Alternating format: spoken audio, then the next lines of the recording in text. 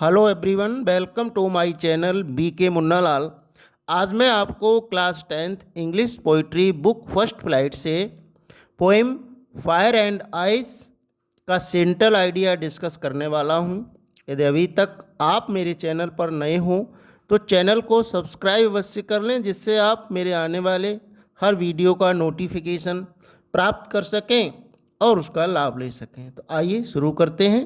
Central idea of the poem fire and ice. Dear students, stanza based questions में अक्सर ये question पूछा जाता है, write the name of the poem and the poet. तो हमें कविता का टाइटल, कविता का नाम और कवि का नाम अवश्य याद कर लेना चाहिए। इस कविता का टाइटल है फायर एंड आइस, हिंदी में आग और बर्फ। इस कविता के कवि हैं रॉबर्ट फ्रॉस्ट। सेंट्रल आइडिया देखते हैं। The poem fire and ice by Robert Frost expresses the idea that world would end in either of the two ways by fire and ice.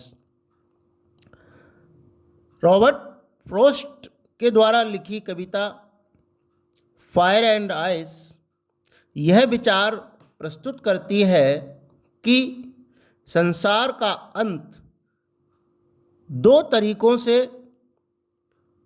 होगा, या आग से संसार का अंत होगा या बर्फ से संसार का अंत हो जाएगा। ये दो तरीके हैं जिससे संसार का अंत हो जाएगा। कविता fire and ice Robert Frost के द्वारा लिखी गई है। कवि ने एक विचार प्रस्तुत किया है कि दुनिया का अंत दो तरीकों से, आग से या बर्फ के द्वारा हो सकता है। According to the poet, fire symbolizes human desires, greed and cruelty, etc.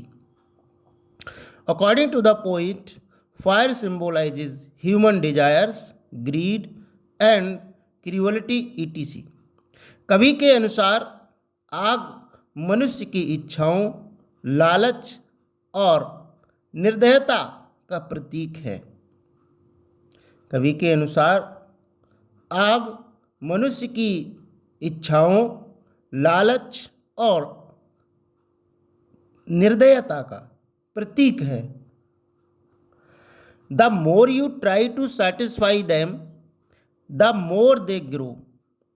आप उन्हें जितना संतुष्ट करने की कोशिश करेंगे उतनी ही वो बढ़ जाती हैं। मनुष्य की इच्छाएं, लालच, घृणा आदि, जिनको जितना संतुष्ट करने की कोशिश करता है मनुष्य, वे उतनी ही बढ़ जाती हैं।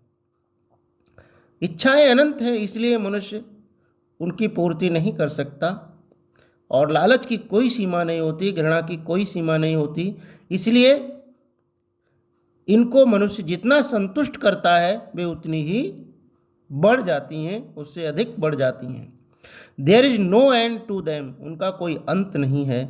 And spread like wild fire and engulf your whole life, वे जंगल की आग की तरह फैल जाती हैं और आपके पूरे जीवन को समाप्त कर देती हैं, पूरे जीवन को निगल जाती हैं। On the other hand, ice symbolises indifference in human relationship. दूसरी ओर बर्फ मानवीय संबंधों में उदासीनता का प्रतीक है। हम अपने संबंधों में एक दूसरे के प्रति उदासीन हैं, तटस्थ हैं। The poet has the view that fire and ice are equally competent in bringing the world to a complete and.